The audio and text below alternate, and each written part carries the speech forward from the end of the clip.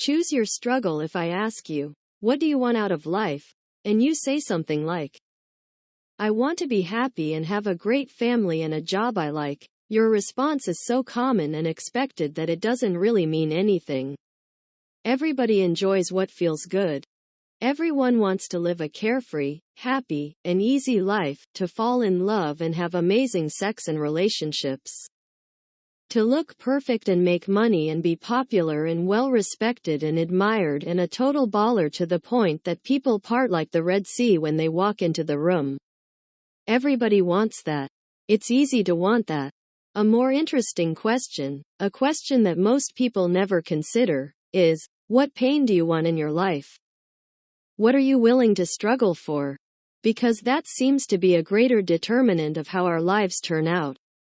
For example, most people want to get the corner office and make a boatload of money, but not many people want to suffer through 60-hour workweeks, long commutes, obnoxious paperwork, and arbitrary corporate hierarchies to escape the confines of an infinite cubicle hell. Most people want to have great sex and an awesome relationship. But not everyone is willing to go through the tough conversations, the awkward silences, the hurt feelings, and the emotional psychodrama to get there. And so they settle. They settle and wonder, what if? For years and years, until the question morphs from, what if? Into, what else? And when the lawyers go home and the alimony check is in the mail, they say, what for? If not for their lowered standards and expectations 20 years prior, then what for? Because happiness requires struggle. It grows from problems. Joy doesn't just sprout out of the ground like daisies and rainbows. Real, serious, lifelong fulfillment and meaning have to be earned through the choosing and managing of our struggles. Whether you suffer from anxiety or loneliness or obsessive-compulsive disorder or a dickhead boss who ruins half of your waking hours every day, the solution lies in the acceptance and active engagement of that negative experience, not the avoidance of it, not the salvation from it. People want an amazing physique. But you don't end up with one unless you legitimately appreciate the pain and physical stress that come with living inside a gym for hour upon hour. Unless you love calculating and calibrating the food you eat, planning your life out in tiny plate-sized portions. People want to start their own business. But you don't end up a successful entrepreneur unless you find a way to appreciate the risk, the uncertainty, the repeated failures, the insane hours devoted to something that may earn absolutely nothing. People want a partner, a spouse. But you don't end up attracting someone amazing without appreciating the emotional turbulence that comes with weathering rejections, building the sexual tension that never gets released, and staring blankly at a phone that never rings. It's part of the game of love. You can't win if you don't play.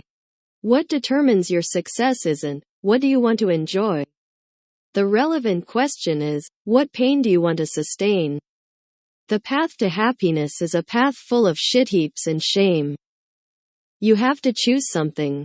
You can't have a pain-free life. It can't all be roses and unicorns all the time. Pleasure is the easy question. And pretty much all of us have a similar answer. The more interesting question is the pain. What is the pain that you want to sustain? That's the hard question that matters, the question that will actually get you somewhere. It's the question that can change a perspective, a life. It's what makes me, me, and you, you. It's what defines us and separates us and ultimately brings us together. For most of my adolescence and young adulthood, I fantasized about being a musician, a rock star, in particular. Any badass guitar song I heard, I would always close my eyes and envision myself up on stage, playing it to the screams of the crowd, people absolutely losing their minds to my sweet finger noodling glory. This fantasy could keep me occupied for hours on end. For me, it was never a question of if I'd ever be up playing in front of screaming crowds, but when. I had it all planned out. I was simply biding my time before I could invest the proper amount of energy and effort into getting out there and making my mark. First, I needed to finish school. Then I needed to make some extra money to buy gear. Then I needed to find enough free time to practice. Then I had to network and plan my first project. And then nothing. Despite my fantasizing about this for over half my lifetime, the reality never came to fruition. And it took me a long time and a lot of struggle to finally figure out why. I didn't actually want it.